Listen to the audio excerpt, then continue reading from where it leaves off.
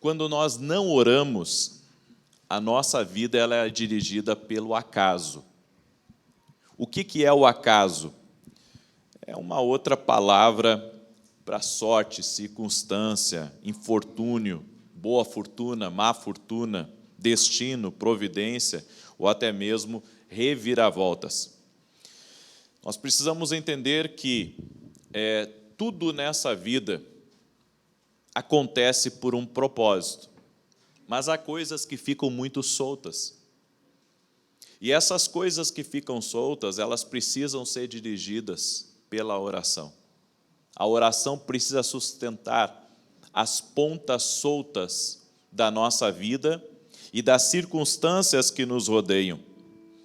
Por isso que esses chamados eventos do acaso, eles são governados por alguma coisa, tanto por coisas naturais, quanto por coisas espirituais.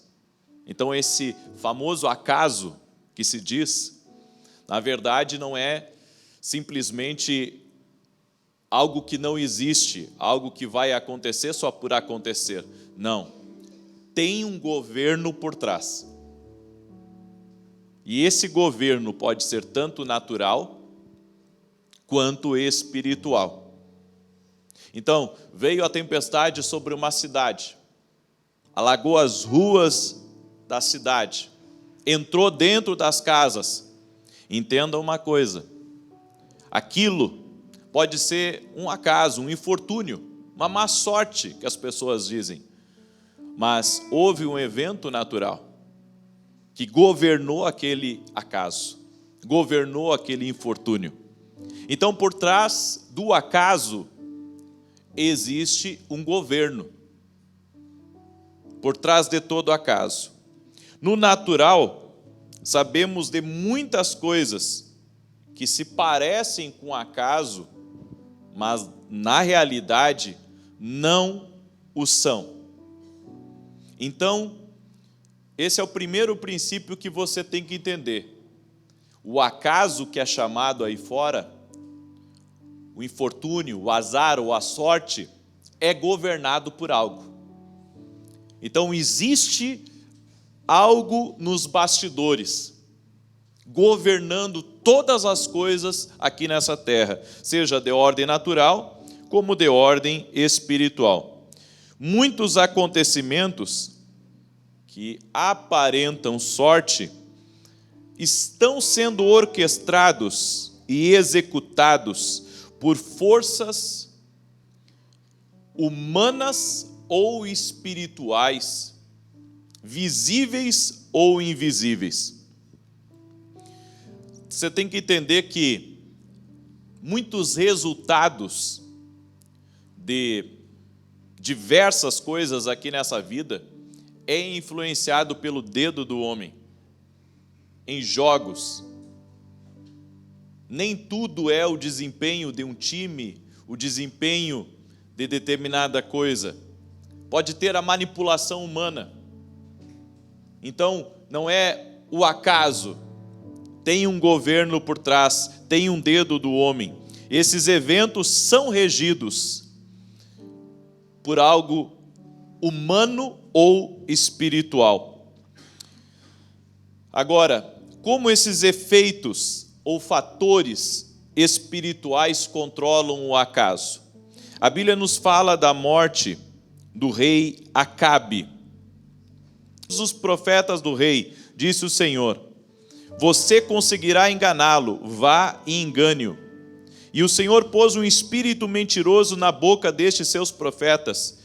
O Senhor decretou a sua desgraça.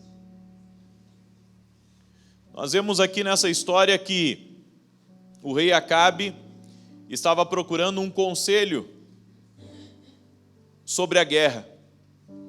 Então, o Senhor, Ele enviou um espírito de engano para causar confusão entre os profetas.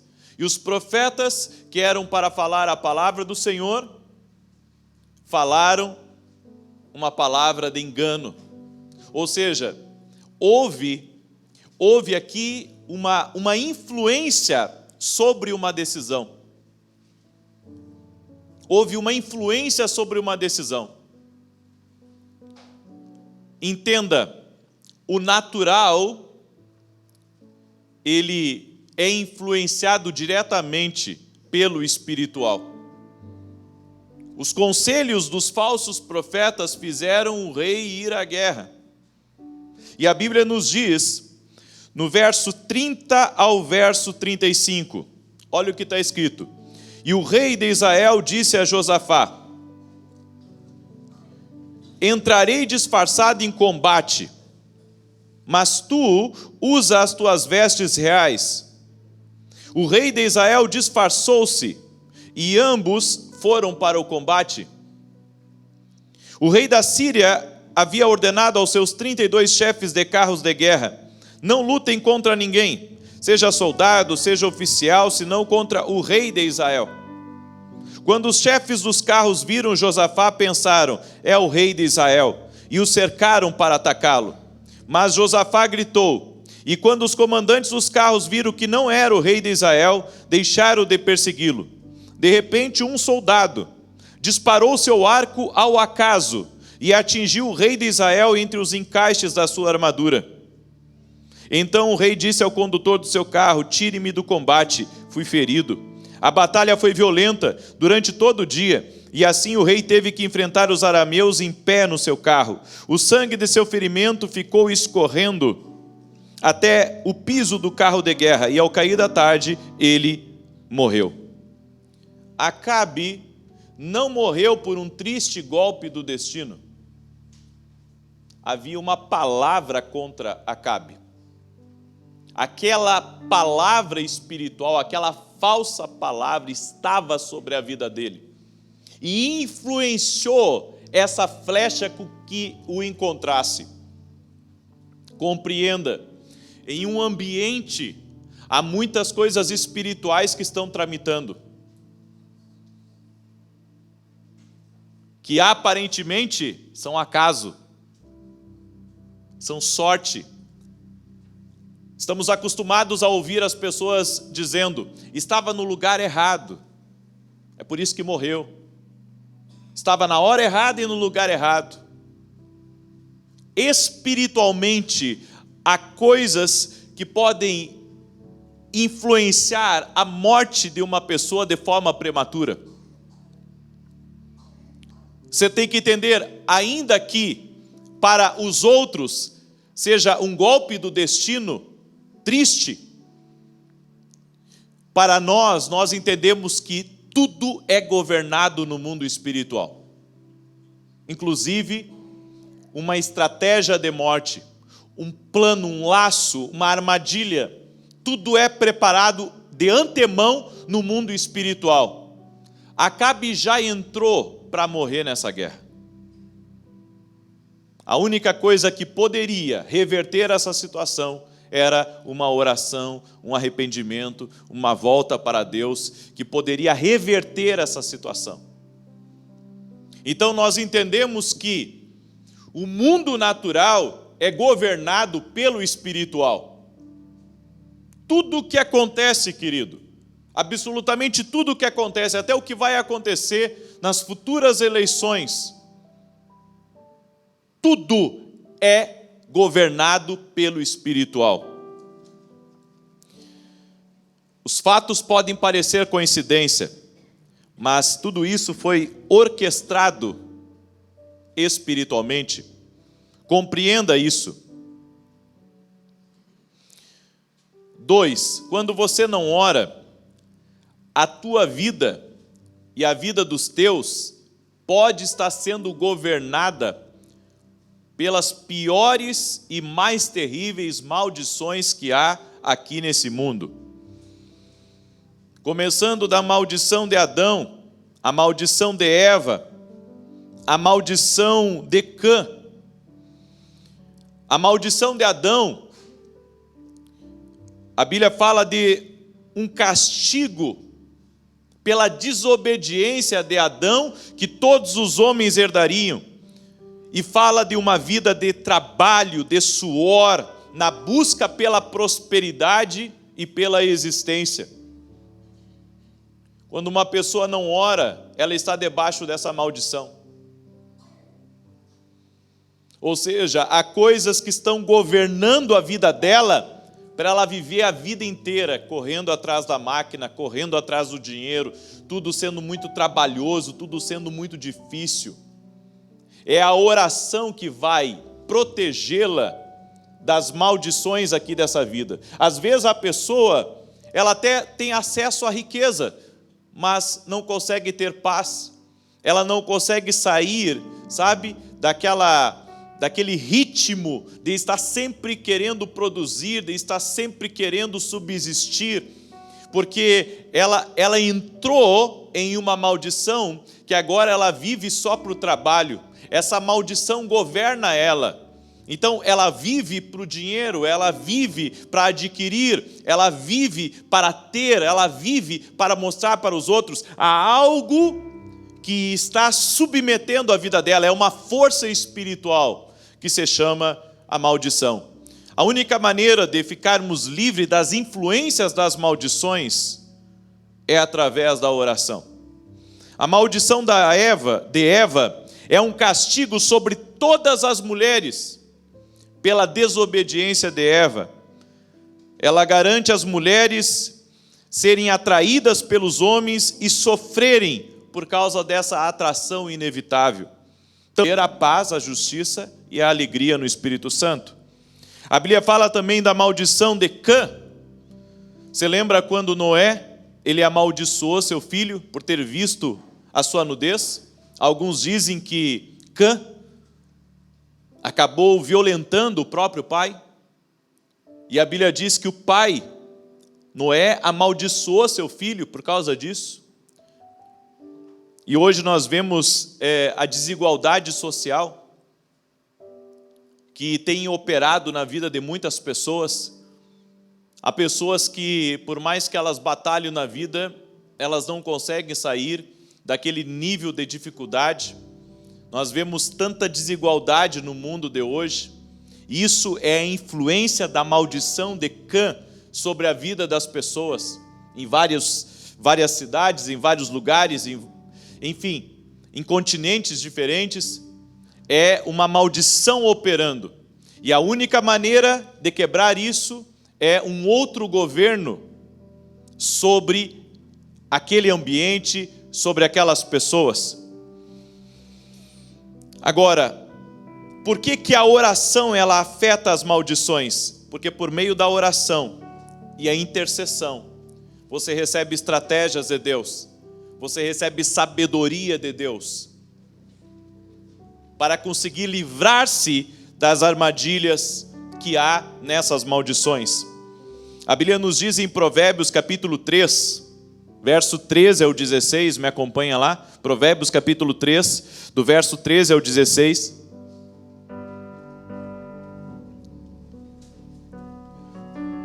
Eu acredito que tudo nessa vida é governado por uma força.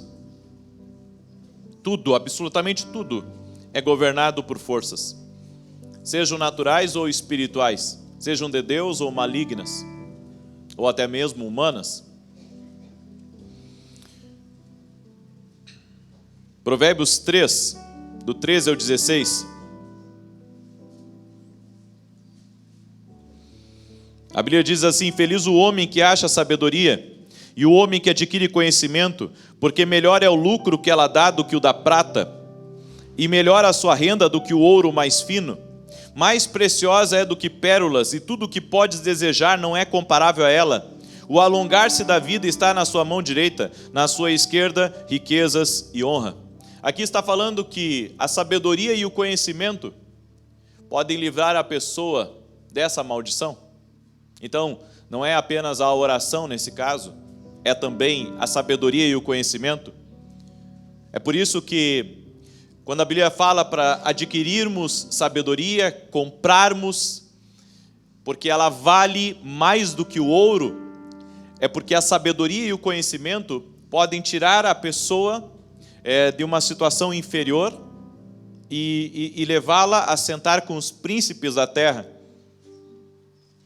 Então, nós vemos que alguns ditados populares que há, até mesmo na nossa cultura, no nosso meio, que fala sobre o conhecimento, fala sobre o ensino, né, que é a principal riqueza. Na verdade, o conhecimento, o entender, a sabedoria, pode livrar a pessoa de uma vida de pobreza, de uma vida de dificuldade, de uma vida de ignorância, sabendo que Deus tem mais para ela. Quando você deixa de orar, a sua vida nesse mundo, ela é controlada pelo Deus deste mundo. A Bíblia nos diz em 2 Coríntios 4:4. Vá lá comigo. 2 Coríntios capítulo 4:4. Nesse exato momento, há muitas forças malignas que estão exercendo poder sobre os negócios aqui desse mundo. Não sobre todos os negócios, mas sobre a maioria dos negócios aqui desse mundo. Há muitas invenções do homem, há muitas tecnologias que por trás há uma influência espiritual governando.